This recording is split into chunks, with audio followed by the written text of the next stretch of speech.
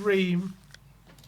George, how are we Hang on, doing boys. today? Were you crying of anguish listening to those ratings? Were you like, oh, were you getting your fist in the air, or did you agree with most of those? I was comparing some of them, and I was like, "What?" Nah, to be fair, it's like it's the eye test of being a fan compared to being an impartial supporter who doesn't follow them, I guess. I don't know. One of them's very stat based, and for me, I do it based on like how I saw the game. Obviously, I'm not going to do it on Facts over random shit. feelings, George. You said, George, the last few games have been on Frank in terms of how we've played. What about today? Yeah, same again. I think I've got to eat a bit of humble pie because I at the beginning when the lineups came out, looked at it and went, "What are you doing?" We can see that Paulinho and Bentancur together just doesn't work. Why are you persisting with it?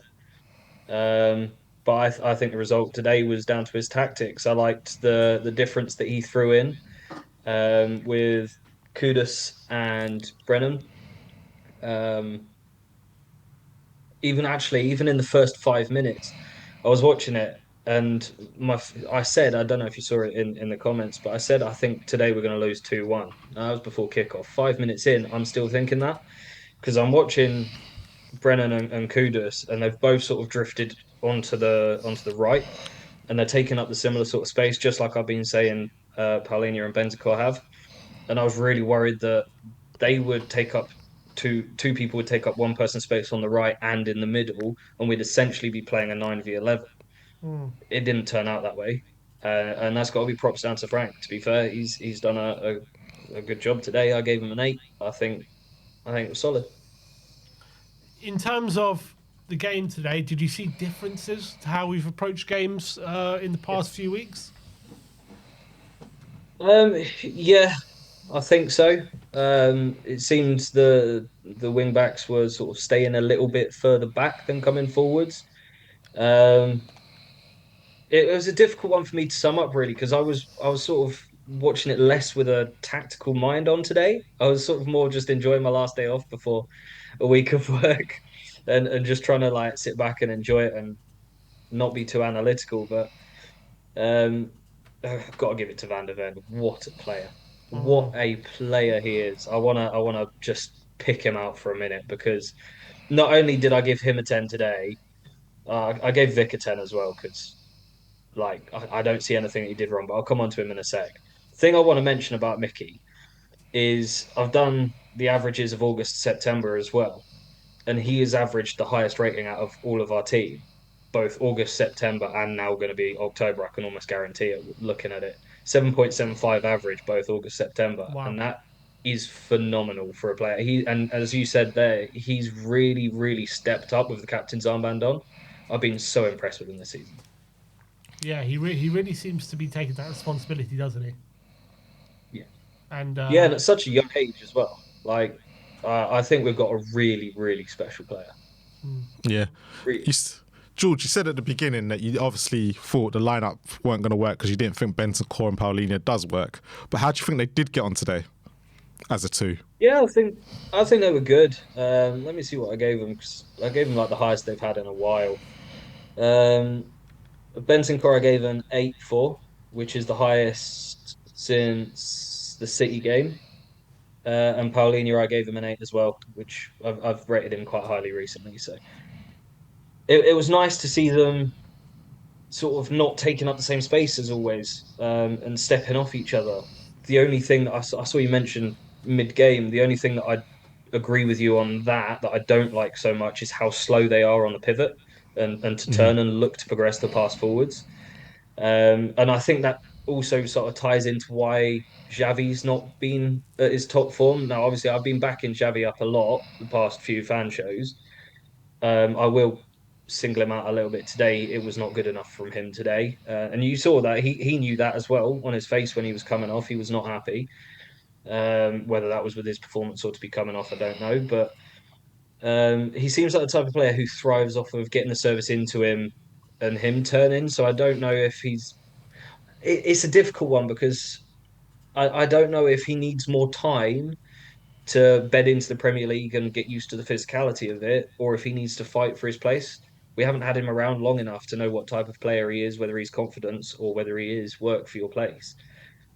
So yeah, I think I think them two together, Paulinho and Benton Cook together today were good. Yeah, I think. But in terms of again, it's what you would call it. Set pieces again. That we're heavily reliant on them. Is that something that can continue to happen? Do you think? I think we do need more creativity. Again, that could come down to how quick we're progressing the ball forwards. If we can get Xavi on the ball and have him looking forwards as well, and just like progress through the midfield as we did in the first three games of the season, like really phenomenally. Um, I think that our creation will be a lot better. I think we're just a little bit too slow. But as you said, yeah, we're making up for it at the minute on the set pieces, and yeah, I want to mention Kudus and Porro. Every single one of those corners, I can't remember last game that I've said this. Every single one of those corners was on the money, and I don't know if that's because Pickford is just arse, but he did seem it today. But their quality of their delivery was amazing today, and that can't go unnoticed. And Yeah. you were mentioning Vic earlier, but you didn't tell us how great he's been for the last two games. So, do you want to sum up his performance today again? Yeah, 100%. I know what you were saying. I was just putting the bins out when you were saying it, actually, Marlon. So, I was one of those that was saying maybe rotate him out for Kinski. I get why you said what you said, and I agree with you. We haven't really seen him, but you can't see him without rotating him. That's the sort of caveat I'd say to what your point was. Um, 4 games before the last two was a 4-2-5s and a six. It wasn't good enough, but I think he's really like he's the type of player who thrives under the pressure, and we've seen that. I've given him tens the last 2 games today and the last game. So yeah, I think he's earned his place back, but he just needs to keep the consistency up. True. And Yep. he seems to perform really well in wet weather. I don't know if that's got anything to do with his play style of shot stopping, but like today, Gary Neville criticised him on one of the punches that he did and said, "Oh, he should have caught that." In that weather, you're not going to risk catching the ball. You're going to Yeah. punch it and be safe. Yep. And I think that's You where say his you decision say we making should is we really should just good. get a sprinkler and aim it towards him throughout the game. Just get like fire hoses around the top of the Spurs stadium and just And blast it'll them be onto the alright. pitch. But in terms of like how we're playing, we got the win, and obviously it's brilliant to go to Everton and win 3-0. But it's just like winning on set pieces and stuff like that. How we're doing today. Is that a sustainable way for you of like? Because is that going to continue? Do you think? it's, it's a difficult one because I personally don't think it is.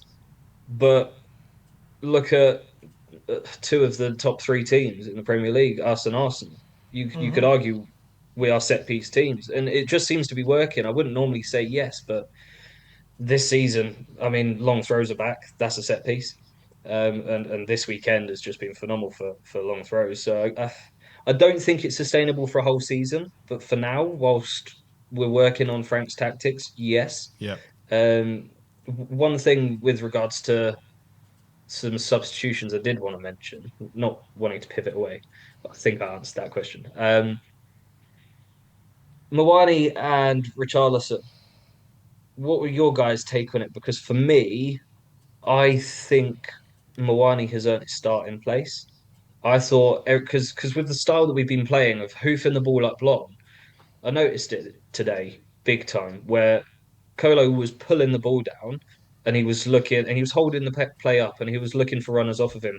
Whereas every single time Richarlison has it punted towards him, he doesn't ever go for the first ball. He backs off and waits for a bounce, which in the Premier League there never is anymore.